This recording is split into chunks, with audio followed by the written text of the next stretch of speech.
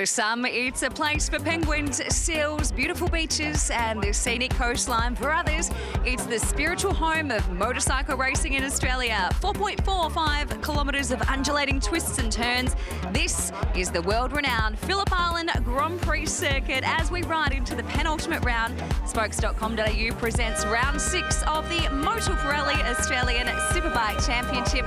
Thank you very much for joining our coverage. Emma Francesco here with you, and we're very excited to be bringing you 3 big races for 3 completely different categories here today. Of course, the big one is Kawasaki Superbike, and last time out, it was another thrilling chapter in the battle for that championship. Mike Jones took one win, Wayne Maxwell took the other, and here is what the points look like coming into this round, round 6. Mike Jones in first position, only 11.5 points over Crew Halliday from the Yamaha racing team, and Brian Starring is sitting in third position. But anything can happen in a day. Anything can happen at the island, boys. It is very windy down here, but at least the sun is shining. Hello, good afternoon to you both, Phil Harlem and Steve Martin. Thank you very much, Emma. Yeah, great to be here at the home of Australian motorcycling, Phillip Island. As you mentioned, it is round 6 of the 2019 championship. The spokes.com.au presented round at Phillip Island. 1 round to go after this, Steve Martin, but this is a magnificent circuit. All of the riders anywhere in the world love it, and you've ridden around here more times than many. Yeah, absolutely. It's 4.45 kilometres of magic, starting off with an over 200 kilometre turn 1, then into the Southern Loop Suzuki corner there, 120 k's, double apex down there. You get a little bit squirrely down the straight and then through the 270 kilometre an hour Kawasaki corner, hard on the picks into YMI. Watch out for overtaking into there. Things can certainly get interesting, especially in the last couple of laps. It's a short burst through the MA, second gear, then into Siberia, the YMF turn, 90 kilometres an hour. Out of there, bikes get moving all over the place as you start to click through the gears, up into 4th gear into the Hayshed corner. That Hayshed corner, the KTM corner, just need to keep it on the tarmac. Pretty easy to run off the track there. And then there's the blind left uphill 4th gear turn they call YMI. You've got to be careful there too. One of the last overtaking spots in this track is down into Pirelli. You'll be using the front grip of those Pirellis into that one, definitely, especially on the last laps. 11, we've seen the odd high side out of there. 3rd gear, the bike's moving around, wheeling out of there in the slipstream. But turn 12, one of the fastest corners and hardest corners on tyres in the world here at Phillip Island, will give you the drive down the straight to get to that elusive finish line first, Phil. It is one of the meccas of motorsport anywhere in the world, and a brilliant track. Well, Mike Jones in qualifying set the world on fire with the fastest ever qualifying lap in the Australian Superbike Championship. A sub 1 minute 32 lap, a 1 minute 31.995. He once again took the pole position award and the $500 from Elite Roads that goes with it. The 4th time this year that Mike Jones on the Desmo Sport Ducati has taken that award. In 2nd place was Wayne Maxwell, and in 3rd place, starting from the front row of the grid, was Matt Walters. But it was a great start from the front row of the grid from Mike Jones, who led the field away down in towards turn 1.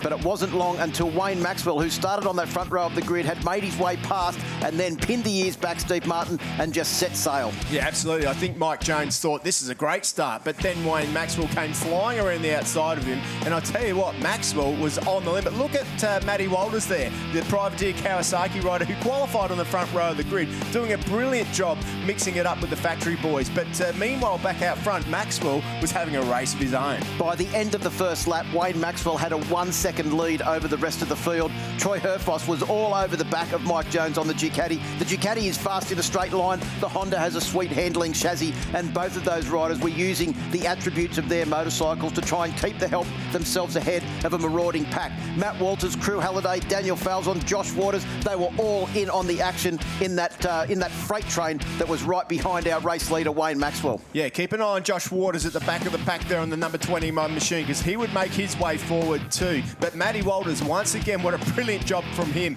Crew Halliday was another one who needed to get good points, and he started to work his way towards Mike Jones and Troy Herfoss. But have you ever seen Herfoss ride as good as this around Phillip Island? He's been riding magnificently all weekend, but also he said in the post-race interview it was the headwind that was meaning that the bikes were changing around a fair bit, and all of a sudden the Honda could say somewhere near the Ducati in a straight line. You saw Jones there just shoehorn the Desmo Sport Ducati 1299 final edition Panigale up the inside of the Penrite Honda CBR 1000 RR Fireblade, but lurking in the shadows was Josh Waters on board bike number 21, and he made a last-minute charge towards the podium. Absolutely, he hasn't had a podium this year. Tried to dive up the inside into that YMF corner, turn one, but then this happened, and it was Troy Herfoss who nipped up the inside at Pirelli corner there, cut the nose off of Mike Jones, and then he had to try and hang on, not for the win, because let's remember that Wayne Maxwell's already up the road, but one of the few podiums that man's had at Phillip Island, and it was Wayne Maxwell who won the race with Troy Herfoss in second, but there goes Wayne over the line. Herfoss rode turn 12 harder than I think he's ever ridden it before to stay ahead of the very fast Desmo Sport Ducati and take second place. But congratulations to that man, Wayne Maxwell. He has won 3 of the last 5 races in the 2019 Motor Pirelli Australian Superbike Championship. If Mike Jones can be on the back wheel of Maxwell, there he is, our pole man, we are going to be in for a cracker of a race for the win instead of the lower podium positions. So that's the aim of the other riders. Herfoss, keep an eye on him too. He's another guy, another rider that is having the time of his life here today. Josh Waters was 0.07 off the podium in race number 1, and by his own admission didn't get a good start. So keep your eye on the rider on bike number 21, the 3-time Australian Superbike champion, the Mildura missile, Josh Waters.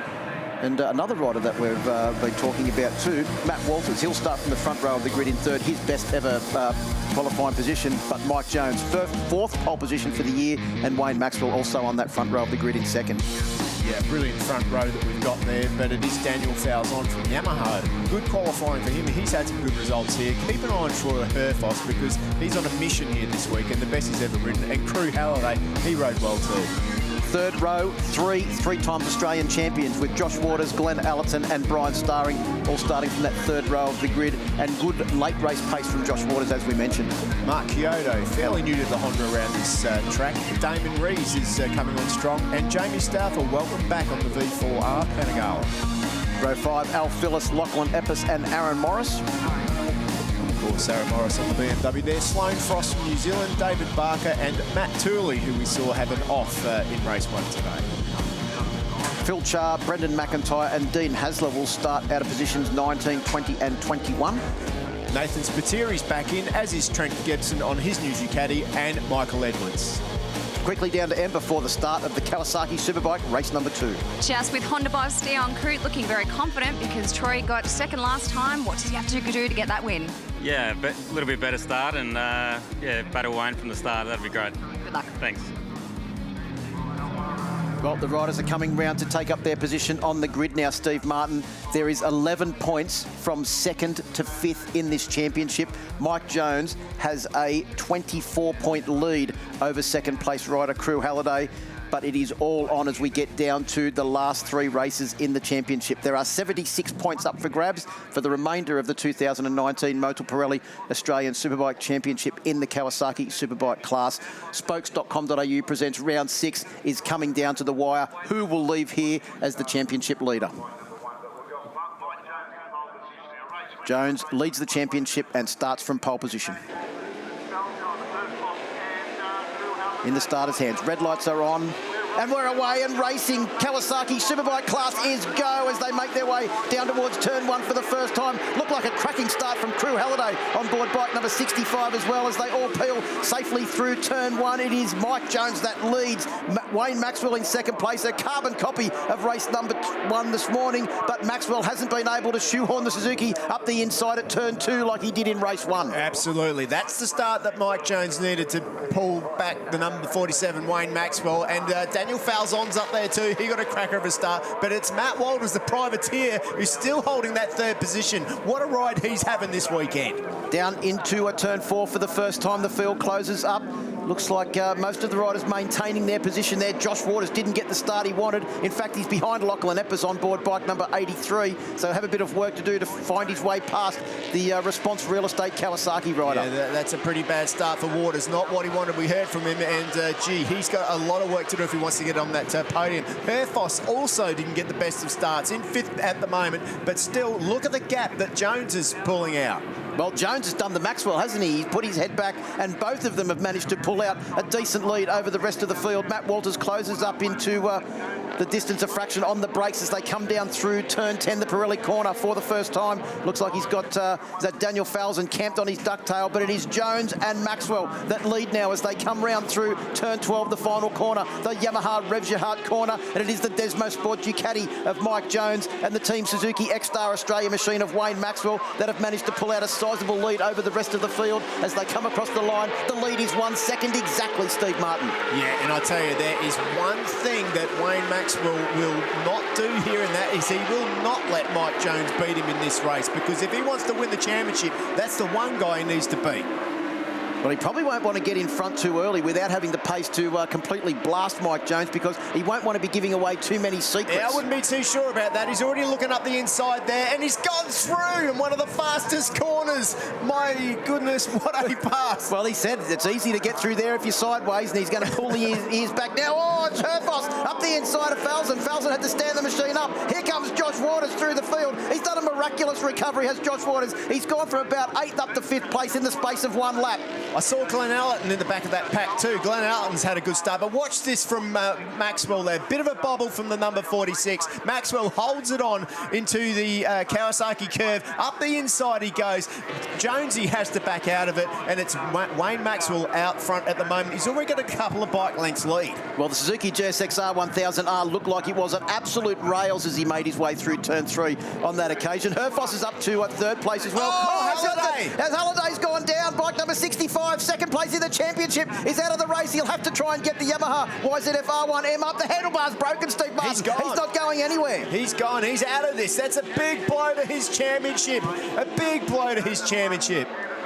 So as they come across the line, it is Maxwell that leads by 0.2 of a second from Mike Jones on board bike number 46. Matty Walters still in 3rd place. Herfoss back to 4th place. And let's have a look behind Herfoss. It is now Josh Waters up to 5th. Then it's Falzon, Glenn Allerton up to 7th place. Brian Starring in 8th. Mark Kyoto in 9th. And Lachlan Eppers on board bike number 22 rounds out the top 10. Matty Walters, the privateer on the Kawasaki, is the only guy that can stay with these two up the front at the moment. What an incredible ride as Mike Jones goes back into the lead. Just have a look. Matt Walters' first flying lap was a 1:33.0, not too far off his qualifying time. Maxwell down the inside again. Jones, oh, it almost looked like he was rubbing the leathers on Wayne Maxwell's Pirelli front tyre there as they made their way through turn 4, the YMI corner. Yeah, it's going to be interesting to see. Oh, and Maxwell's gone wide, and it looks like Jones was up the inside there as they head out. But Maxwell still holds onto that lead as they head through the KTM corner. Just right on the inside. That's such a tricky corner to get right.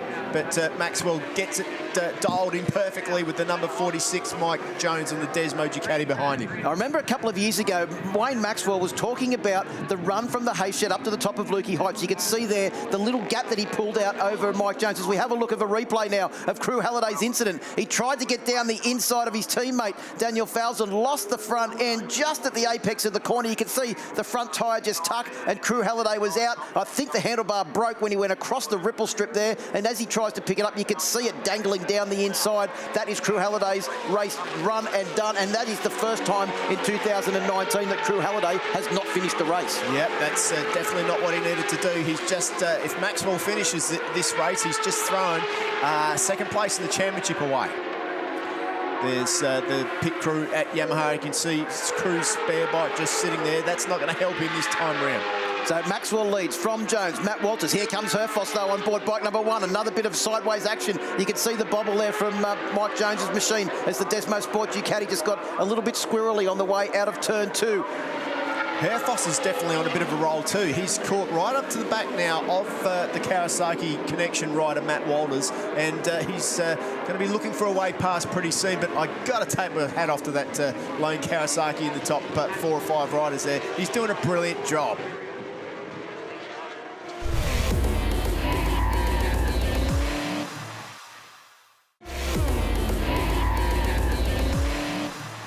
Troy Herfoss has also been doing a brilliant job. In fact, he's been doing the best job in this class because he set the fastest lap of the race at 1:32.698.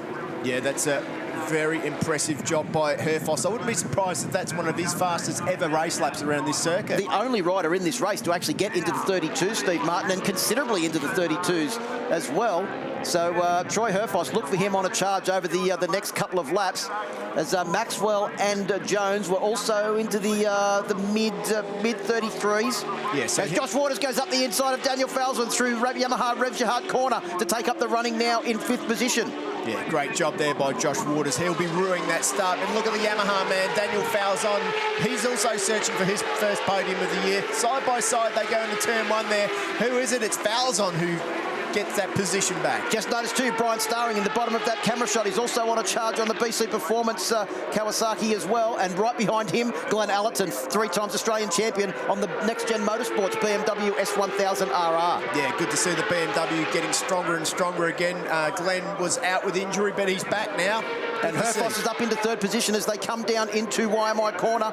This is lap 5 now of the 12-lap journey. There goes Waters up the inside of Falzon. These two are having a ding-dong battle now as they make their way out towards the bottom end of the circuit. And that lovely view you spoke of, Steve Martin, of Siberia. Yeah, well, they're not looking at that. We know that now. We heard that from Wayne Maxwell. But I tell you what, Herfoss has done more than just pass Matty Walters. He's caught right at the back of the 2 in front of him now. He's on for a win in this one. Keep an eye on the Honda rider. If you keep your eye on Matt Walters there coming out of Siberia, you can see how physically demanding it is to ride a superbike around here at Phillip Island, especially in these windy conditions. Troy Herfoss, the level of fitness that man has is absolutely unbelievable, and he has absolutely killed them on this lap. He has come from nowhere to be right on the back of our race leaders, Mike Jones and Wayne Maxwell. I can't wait to see what his lap time is on this one. Well, absolutely, but just look at the rear wheel spin he's getting there. You can see Herfoss absolutely sideways on the Penrite Honda as he heads out of the Yamaha Revjahart corner down onto the Pirelli Mobile Main Straight. 5 laps complete now. It is Troy Herfoss, the fastest man on track with a 1:32.512. And Jones goes back through the lead. There's no disputing the speed of that V-twin Panigale down the main straight here at Phillip Island. It is fast. Herfoss was half a second faster than the Maxwell Jones duo on that last lap, and you can see how fast that Panigale is on the start-finish straight. How hard is Troy Herfoss riding that Penrite Honda through the corners? Well, he wants this, and he knows, and he's going to go around the outside here. He's hard on the brakes. He's dived up the inside, not quite there, but I tell you what, the last lap he did a 32.6 was the fastest lap he's ever done around here on a race lap. Well, that one, 32.5, is even quicker than that, so he's constantly in the 32s at the moment. Well, trying to outbrake Wayne Maxwell into the 2 slow corners here at Phillip Island, you're going to have to wake up pretty early in the morning to try and catch the Wayne train out. Yeah, I don't think it's ever been done before, but in recent history, but anything's possible, and he's going to look up the inside here. But going to be interesting to see what happens when we get onto the main straight this time round with Herfoss so close. He's going to have a double slipstream. That should help him slip past at least the Suzuki man. Well, as these 3 riders make their way out of turn 11, I was about to tell you before about Wayne Maxwell and the run from Hayshed up to Lukey Heights when all hell broke loose with the action, that they were looking at the data and they were comparing it that Maxwell was actually slower into the corner than what some of the other riders were. And Maxwell said, yeah, I'm slower into the corner because I need to be faster out. He's the fastest rider out of the corner, and he made the comment, you can't be fast everywhere on this circuit. Sometimes you've got to set it up. And he does that magnificently across the top of Lukey Heights. At the moment, he's going to have to do it to try and catch up onto the back of Mike Jones, who appears to be trying to make a break. Herfoss tries to dive up the inside there. What you say is absolutely right. This is a track, although it looks like it's frenetic action out there from their behalf, you need to be loose on the bike. You need to be in control. You need to keep everything as smooth as you can to look after those tyres. You need to let the bike move around, but you don't want to unnecessarily spin that rear wheel because that'll definitely wear it out. Matt Walters has still got a pretty handy lead over the Josh Waters, Daniel Falzon battle for 5th and 6th position. That's Jones, is it? Jones has gone down. The championship leader is down. The Desmo Sport Ducati is out of this race. That was huge. That was some sort of... I want to have another look at that. That was could have been a high side he had there. But so that leaves Maxwell and Herfoss. Hang on, he's gone in. He's got in. He's just started to wind the gas on about now. And what? Oh, he's been Maxwell's gone up the inside, carried more mid-corner speed, and just said, I'm coming through. This is my line. And, boy, he's sideswiped him, taken him out of the equation. But exactly the same thing that happened to Wayne Maxwell at race number 1 of the, or race number 2 of the season. Well, you know what they say, racing's rubbing and rubbing's racing. And, you know, it's happened to Wayne before. It's now happened to Mad Mike. I'm sure there'll be some discussion about that. I'm glad we don't have to make the decisions. But meanwhile, back out front, it's the two arch nemesis out front. It's Honda versus Suzuki. And, we've got another faller. Is that... Starring, is it? Not sure. Just trying to confirm who that is, but it looks like it's a big crash. Is that turn 1 or is that the exit of Siberia? Yeah, hard to know. Kawasaki rider by the look of it. So we'll bring you the... Looks like Starring has dropped way down the timesheet, so it could in fact be Brian Starring. So this could be a turning point in the championship, Steve Martin. But 2 of the top 6 runners have not finished. 3 of the top 6 runners have not finished this race. The championship has been thrown up into the air. What order is it going to come down in? Well, the other story in this story is the privateer Kawasaki connection rider, Matty Walters, is on for his first podium in this championship. He's in a pretty good position in 3rd place at the moment, close to the leaders and quite a fair gap to Josh Waters. Can he get his first podium this weekend? Here we go. The incident at turn 5 is under investigation, as you would expect, and you would think that the Ducati team are already putting in a protest on that one. But back out front, it is Wayne Maxwell. Maxwell leads Herfoss. The 2 former teammates make their way out of turn 11. And these two, I think it was Mark Herfoss, Troy's dad, described it perfectly last year when they came to blows at Wakefield Park. They're just like brothers. They're always coming to blows, aren't they? But they're always friends a few days afterwards. But it's always... But look at the Honda now. He's pulled up side by side and tries to dive up the inside of Wayne Maxwell. He can't do it. The Herfoss is on for the win this time out, and Maxwell knows he's there. Well, Troy Herfoss has got the red mist visor fully engaged on that helmet of his at the moment as he makes his way round through turn 2. He's carrying a lot of corner speed, is Troy Herfoss on the Penrite Honda. He's torturing that front tyre probably just as much as the rear, as the amount of corner speed that he's carrying. Oh, there's Marchiotto down as well on board the Penrite Honda.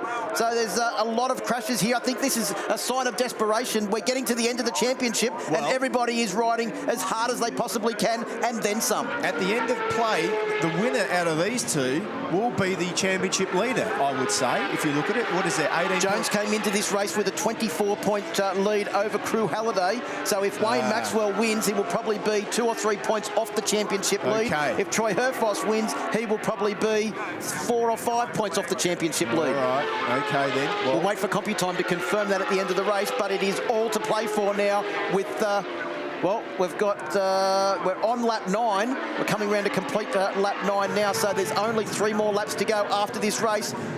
Herfoss and Maxwell have got a substantial lead over Matt Walters in 3rd place, but Matt Walters is about to come under assault from Josh Waters and Daniel Falzon. Yeah, Josh Waters has just done his fastest lap of the race, it's 33.4. He knows that he's close to that podium. And he knows that his end of race pace is very, very good. Yeah, he's doing the same. He was almost the quickest man on track that time around, Josh Waters. He just blew the start again, and you know, once again, he should be with those 2 leaders, but he's right behind the Kawasaki rider now. What you're saying about could be Matt Walters' first podium, could be Josh Waters' first podium for the year as well. Absolutely. He's had plenty of podiums. Who would have thought at spokes.com.au presents round 6 we'd be saying that, Steve Martin? Well, that is true. You're absolutely right. And, you know, it's going to be interesting to see how much Matty Walters wants this. He's in a good position now for that podium. How hard will he fight? You can see him there with Daniel Falzon in the background. Falzon hasn't had a podium this year either. So just looking at the body language of Wayne Maxwell and Troy Herfoss, it's very hard to determine actually how hard Wayne Maxwell's riding, because he never looks any different. He always looks relaxed on the bike. His style doesn't lean the bike over as far as a rider like Troy Herfoss, who really clambers all over the bike and has got those long legs that he tries to manoeuvre the bike into the corners. You can see Troy Herfoss has got a lot of the elbows out sort of style, whereas Wayne Maxwell, very classic style, doesn't move around on the bike anywhere near as much. No, it's going to be interesting. We're at a little bit of a staging time at the moment. Falzon's not out of this for that 3rd spot either. Matty Walters, he will be like giving it everything he's got right now to try and hold on to that podium. position. And he's just had such a brilliant weekend, qualifying on the front row for the first time, and now dicing with these guys. Hats off to the Kawasaki Connection team. Well, you can see the trees blowing there in the background. You can see the amount of dust around as Josh Waters tries to pull out of the slipstream of Matt Walters' Kawasaki Connection Rover coaches, Repsol Oils, Kawasaki, and they go two abreast through the corner. Waters comes back around the outside. Walters comes back around the outside of Walters, and then Waters tries to go back around the outside as they come into Suzuki corner, turn two. We've got a three-way battle for second place, and the championship is up for grabs because we have so much action in this one race, probably more action in this one race than we've had all season in relation to front runners crashing out. Absolutely. What a race we've got on our hands here at the moment. And how much does Matty Walters want that third spot? He wants it big time. I think the way he went into that corner is a fair example of how desperate he wants it. We are on lap 11 of a 12-lap race. There is less than 9 kilometres to go as our leaders now make their way up through the hay shed, the KTM corner, and it is Wayne Maxwell ringing the absolute... Well, everything that bike's going, I think I was going to say, he's nearly ringing the right handlebar off the machine as he comes up through the hay shed now, and Troy Herfoss trying to find a way past. Well, I reckon Herfoss has been lining him up into turn two, into the Suzuki corner, and what a place to do it, to get the Suzuki into the Suzuki corner, which is turn two, the southern loop here. So let's just keep an eye on that. He's either going to slip him down here, but he's definitely faster out of turn one and into two, so that could be a good opportunity for Herfoss. Last lap board about to come out for our race leader, Wayne Maxwell. He has got Troy Herfoss all over the back of him as they come down underneath the Melbourne Bridge and into turn one for the first time. Herfoss has a big lunge down the inside. He runs the Penrite Honda in fast into turn one and takes the lead over Wayne Maxwell. He needs to get a good lead around through the back end of this circuit because the Suzuki, if close enough, will be able to slipstream the Honda to the line. But the Honda, we know how fast it is through turn 12. If he can get a good run, he may very well do this. Maxwell's got the pace up the inside. Look at that great drive out of Suzuki corner. He gets back in, but watch Herfoss into turn four. He's got to take a dive. He goes on the outside. He won't do it there. Maxwell was in the middle of the track. Herfoss had no way of getting up the inside as they start the last half of this lap. Just keeping our eye on it is Josh Waters now that has moved up into third position. Daniel Falzon in fourth and Matt Walters in fifth as Maxwell takes back the lead and says, right, you can chase me up the hill, Troy Herfoss, and you'll have to try a Wayne Maxwell-esque manoeuvre into turn 10 if you want. There he goes! Oh, Herfoss down the inside of the hay shed. What a move. That's a big, big move, but he pulls it off. We're getting serious now as we head over the hill into Pirelli. This is a big opportunity for Maxwell to take it back, and you can be assured he's going to try and dive up the outside. No, he's not. He's going to try and go around the inside. Maxwell's last opportunity now is a big drive out of turn 12. Well, Herfoss knew that Maxwell was going to try it at one of his favourite overtaking opportunities there and positioned the Penrite Honda perfectly. We are round now through the final corner. Turn 12, it is Herfoss v Maxwell. Can Maxwell get the slipstream to the line and take the run? Maxwell's got a good run. Maxwell's got a good run. Can he pull out the slipstream? I think it's going to be very close on the line. I think Herfoss got it. Herfoss managed to out-drag him to the line, and he celebrates in style. The reigning champion is back. What a race. You would say, Phil, wouldn't you? I would say that, yes. Josh Waters finished in third place as well, Steve Martin, with Daniel Falzon in fourth and Matt Walters a top five, his best result of the year, as Glenn Allerton now comes across the line to take sixth position. A great ride, and good to see Glenn Allerton back after that very serious wrist injury that he suffered early on in the year. But Troy Herfoss takes the race win, does the fastest lap of the race, and puts himself well and truly back into championship contention as the two brothers give each other a slap on the back. What a script. We're set up just beautifully heading into the final round now, aren't we, with a few points between everybody? They could not have written a better script, Steve Martin, as we head down into the final round of the 2019 Motor Pirelli Australian Superbike Championship.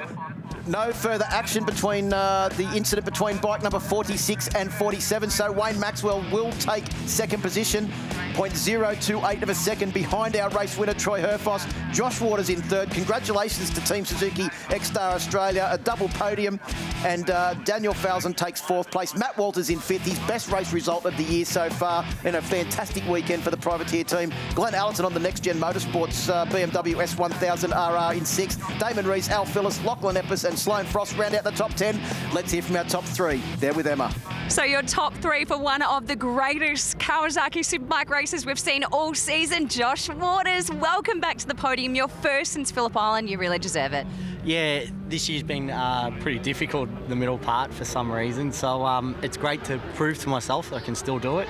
Big thanks to the team and the people around me that haven't given up, so I really appreciate it. Thanks, Joshy. Look forward to seeing you for the last round at SMP. Yeah, I really look forward to racing up there, so yeah, thanks heaps. Josh Waters in third position. In second position, double podium for Team Suzuki X-Star. Congratulations, Wayne. That was a sensational race. Great battles with yourself, Mike, with Troy. It was just never ending. Yeah, I seemed like I was in the mix of anything there. I didn't realise, when Mike went down, so it's very unfortunate, you know. He went in there deep and I ran in also pretty deep and then got wide, and then I felt something touch and I looked back and seen he was on the ground and spewing. It's not the way that he deserves to happen. I've been on the end of that a couple of times this year and it's not a nice feeling, so I'll have to go and find him and make sure he's okay. But the rest of the race, Troy rode awesome, and I just didn't quite have enough in the last lap to respond. He caught me out of surprise a little bit, and happy with second. Happy we're really in this championship now and looking forward to Sydney. Great job this weekend, well done. Thank you. And in first position, Troy Herfoss. Okay, so I've been doing my calculations and you are now leading the championship by 4 points. Well done. Thank you. I'm going to talk too long if I tell you what I really think, but that was just it was the first time I've really ridden around this track and felt like I could earn a win. It was so difficult out front.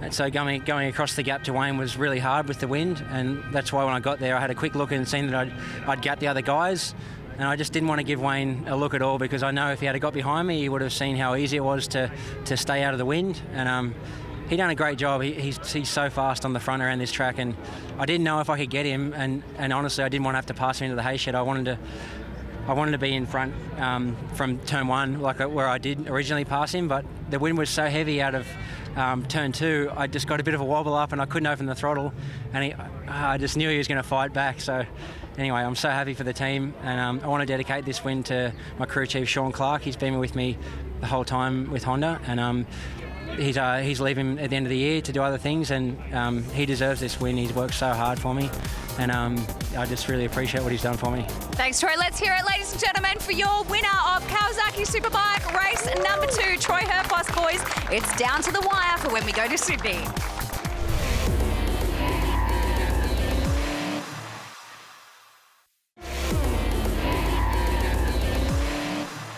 As we mentioned, Tom Taparis will start from pole position with Nick Leamington in second, and Jack Passfield on the podium for the first time in race number 1 on row 1 as well, starting out position number 3. Ollie Bayliss, we were talking about him before, in 4th position of row 2. Also, Ty Lynch, another good result for him, hopefully this time out. The man second in the championship, Brock Pearson, starts from 6. Aidan Hayes, Richie Dibbett and Jack Hyde on row 3. Can Aidan Hayes make it 2 podiums with 2 races? Yeah, absolutely. Let's hope he can. Reece Belling, Avalon Biddle from New Zealand. Hopefully she'll be back for the final round as well. Dallas Gear in 12th position. Brodie Maloof, Callum O'Brien making his debut this weekend on a Supersport machine out of row 5 in position 14, and John Quinn, the Victorian, on board his Triumph, the only Triumph in the field, out of position number 15. Tim Donnan from South Australia on the Suzuki GSX-R in 16th, and 17th is Ryan Sallin. Yeah, on board the BC Performance Kawasaki, as the riders now make their way through Yamaha Revshahat corner and down to take up their positions on the grid. Tom Taparis is the MotorsportsTV Supersport champion. What can he do in this race? I know that he wants to beat the long-standing 10-year, in fact, lap record set by Brian Starring on a hot rod Supersport machine back when engine work was allowed in the Australian Supersport Championship. But this is his last chance to do it, and he's wearing the number 1 plate as well. And why wouldn't you? What a great thing to do. He earned it, so pop it on. Well, Tom Taparis, the champion, starts from pole position. Nick Leamington and Jack Passfield on the front row of the grid. We are ready to go. Supersport is go. Steve Martin as we make our way off the line. A great start from Jack Passfield. In fact, he will lead them underneath the Melbourne Bridge. Can he hold it through turn 1 as the rest of the field comes storming through? And it is Brock Pearson. Brock Pearson came up the inside, but I think it's Nick Limington has gone around the outside and will lead them through turn 1 for the first time. And no surprise to see Tom Taparis around the outside as they come in towards turn 2. I think Taparis is all pumped up. He's going to show what a dominant factor he has been in 2019. Yeah, absolutely. All that pressure gone. Aiden Hayes got a ripper of a start too. He's up in 4th place at the moment. Brock Pearson behind him, and Richie Dibben from New Zealand on the Suzuki, the number 119 machine. You can just see him there on the outside of your screen now. Oh, Hayes up the inside of Passfield down into turn 4, the YMI corner as they make their way through on this first lap of 10 for Motorsports TV Supersport. Through Siberia, the YMF corner, and it's the long drive up the hill now. This is where that headwind, or the tailwind down the straight, Steve Martin, is a headwind as you make your way towards the top of the hill. Yeah, absolutely. I can't see Ollie Bayliss in that bunch. It looks like he's down in 16th position, so I'm not sure if he's injured himself from that crash earlier on or if there's a problem with his bike, but it doesn't look like Ollie Bayliss is going to feature in this one. The way he's so far behind, he may have even done a clutch or something off the line. Yeah, or run off into turn 1. He's done that before. Yeah, unfortunately, he didn't make it through the race number 1 because of a turn 1 incident, but it is our champion for 2019, Tom Taparis, that leads Nick Limington as they make their way through turn 12 and down the start-finish straight, the Motul Pirelli straight this weekend for the first time. Absolutely. Taparis leads the way with Limington in 2nd position. Now, what has Limington got this time round? After that crash that he had, can he hang on to the coattails of the number 1 machine? Well, we're going to find out whatever he's got because Tom Taparis has brought everything to this one race now to try and take that lap record. 42.3 from the standing start for Tom Taparis. In fact, the only other rider in the 42s from the standing start was Nick Limington as they make their way round through turn 2 for the first time. Time for an update from the pits. Emma? Guys, just an update on Ollie Bayliss. They were actually working tirelessly on the grid after that big crash that he had from race 1, and he came back through for a fuel stop as well. All right, so Ollie Bayliss, it's going to be all about lap times for him and experience in this last race, Steve. Yeah, absolutely. Like a lot of work to be done on that bike, and I tell you, he is, as you said, and we have built him up. Although he's not going to feature in this race, he's one to watch for the future. He's going to be a champion, just like his dad was. KTM corner now, it is Tom Taparis that leads Nick Limington. They're starting to eke out a small gap. Aiden Hayes is going with them, though, on board the 46 Yamaha right behind, and Jack Passfield doing a great job as well. These two are going to show, or desperate to show, that podium for both of them in race number 1 wasn't a fluke, that they deserve to be on that podium, and they are riding incredibly well. They're in the 43s. Brock Pearson in position number 5 at the moment, in the mid-44s on that standing start. But we're coming round now to complete the first flying lap. This is going to be a real indication of outright pace with these guys now pinning the ears back. There is nothing left in the tank. Nick Limington dragging his elbow on the ground through turn 12. How do you do that? That's pretty impressive stuff. I only seem to do it when I'm crashing. Yeah, well, me too. But Aiden Hayes and Jack Passfield, they're in a bit of a battle. They both know what it's like to finish on the podium now. And I'll tell you, I reckon that Jack will be looking to back up his race 1 performance from today. Well, through Suzuki corner they come. Aiden Hayes and Jack Passfield battling for that last place on the podium. First flying lap for Tom Taparis, a 1:36.482.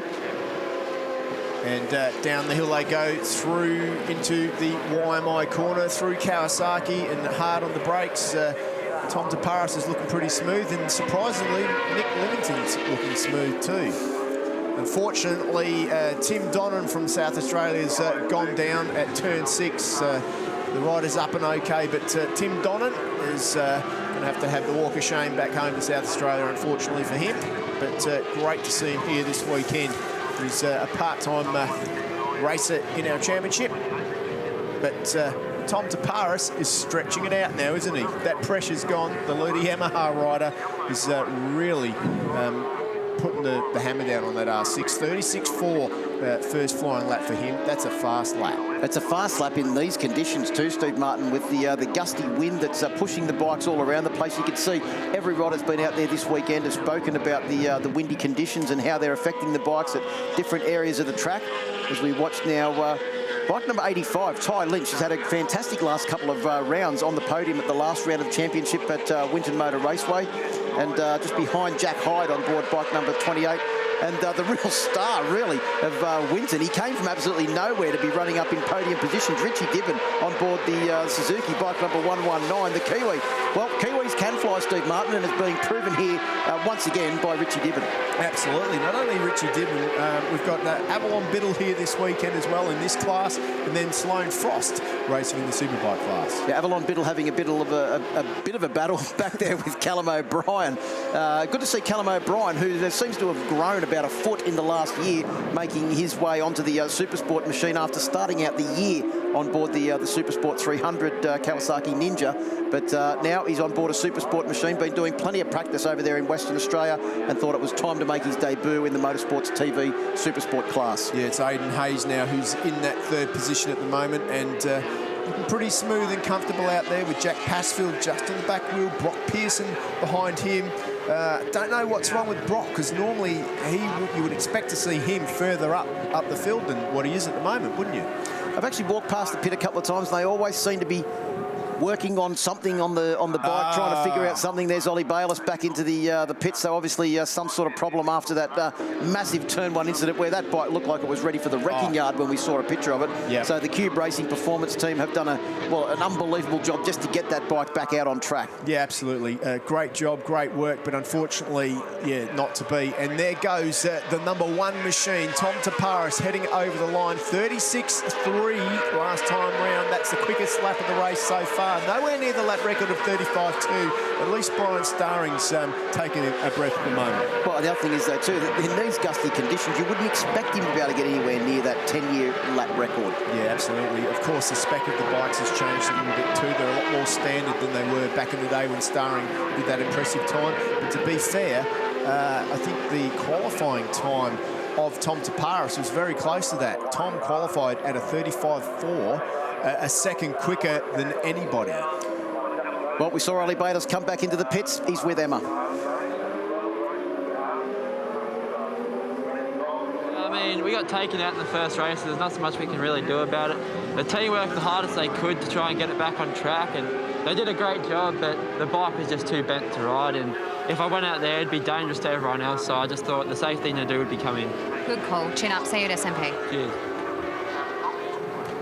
Well, age and experience well beyond his years from Ollie Bayliss. Yeah, absolutely. I mean, you don't hear the backstory of why, these incidences happen. Obviously, he's had a coming together with someone in that earlier race today. We didn't see that incident, but it's knocked him off and unfortunately ruined his weekend. We only saw the aftermath of that incident, and that was one extremely second-hand Yamaha YZ FR6 in the gravel trap at Turn 1. And Steve Martin, Turn 1, one of the fastest corners on this track, and not a place that you'd like to crash. No, definitely not. So good to see him up, and good to see the fighting spirit of him and the team to get himself back out there. But meanwhile, it is Aidan Hayes who's behind Jack Passfield now. So that battle for the last spot in the podium is certainly heating up. 38.2 for Passfield last time through. That's 0.4 quicker than the man behind him, Aidan Hayes. And we've just passed half race distance, 5 laps complete, 5 laps to go for MotorsportsTV Supersport class.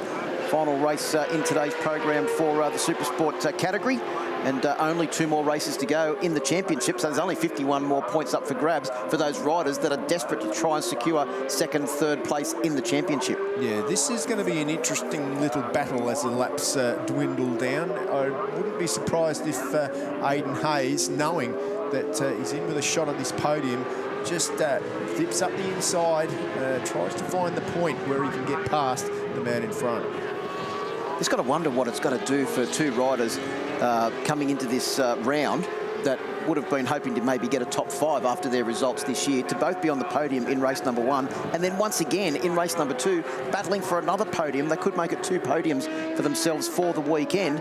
And at the same time, they can see the leaders that have really set the benchmark in 2019. They're not too far up the road. It's funny how this racing works, because the way that it works is you ride around and you seem to be miles off the winner, and then before you know it, you're getting a sniff at a podium. It never happens overnight, but you sort of eke your way forward, and that's what these guys have done throughout their careers, and both relatively short careers. And it won't be long before we're talking about these guys every weekend, day in, day out at different tracks. You know, they're both really talented riders. They just need to get experience with these 600s. It's a lot different to riding the smaller bikes and capacities that we have. A 4-cylinder 600's got a lot more power, a lot more drive, and a lot more electronics to play with than the smaller classes. So both of these guys are doing a great job out there. Just having a look at the lap times, Tom Taparis is still lapping in the 36s. Nick Leamington's dropped back into the 37s, and that's why there is now a 2.2 second race lead for Tom Taparis over Nick Leamington, who in turn has about 4.6 seconds over this battle for third place, with Aidan Hayes now taking back the running in third position, and that last place on the podium over Jack Passfield. Behind Jack Passfield is Brock Pearson in fifth position. Then it's Ty Lynch, Richie Dibben, Jack Hyde, Reece Belling, and Dallas Skier rounding out the top 10. Another good result for South Australian Dallas Skier, who, I was talking to his dad this morning. He really has had a difficult weekend, so a top 10 will give him a little bit of confidence heading into the last round. Yeah, absolutely. He's another one to watch for the future. He's getting quicker and quicker as the races go by. So Dallas Skier on the Suzuki, definitely a good front runner. Reed Batty, unfortunately, who was prominently up the front, not here this weekend after the incident that he had at Winton last time out, colliding with Nick Leamington in one of the races there. Good that he's on the mend, and I'm sure that we'll see him back very soon. Yeah, hopefully he'll be back at Sydney Motorsport Park. Unfortunately, Avalon Biddle's race has ended early. Her Yamaha R6 is back in the garage, and so hopefully we'll see her at Sydney Motorsport Park as well. She's been a welcome addition to the championship since she made her debut in round 3 at the Bend Motorsport Park in South Australia. Well, she's not only been welcome, she's been very fast everywhere she's been, hasn't she? She has. I can remember the racing. She was right up there at Tailem Bend. Incredible. I think she was in the battle for 4th and 5th position. Yeah, she's certainly a fast, fast rider. Well, the reigning New Zealand Supersport champion, in fact. And she will be heading back, of course, to partake in that championship, which is heading off over this summer. But it is Aidan Hayes up the inside. Jack Passfield still looking for the way past with a few laps to go in this one. A couple of laps left to go. Who's it going to be? Who's your money on? Well, nothing has separated these two pretty much all weekend. They qualified next to each other on the grid. They were on the podium in race number 1, and here we are in the dying stages of race number 2, and there is literally nothing to separate them. They've swapped positions many times over the course of this race, and I think both of them are now trying to just feel each other out and maybe keep something in the tank for a last lap assault. Absolutely, and it looks like Jack Passfield just over the top of the hill in the Pirelli corner there, just biding his time, sitting on the back wheel of Aidan Hayes. Aidan's been around a little bit too. Started off on the R3, didn't he? A few years ago now. What was it, 15, 16? I think? And then he rode for, he rode Supersport for a while. Then he rode for Cube Racing on board the Kawasaki. Then he had a few, probably a year or so off away from racing. Missed it too much, prepared a couple of brand new Yamaha R6s when they came out, came back, did a couple of track days, got back into racing, and here he is not too much after that, and he's battling for a podium in the Australian Supersport Championship. He held the throttle on there into the YMF Turn 1 here at Phillip Island as well. Just managed to keep that third position at the moment that both of these guys are fighting over.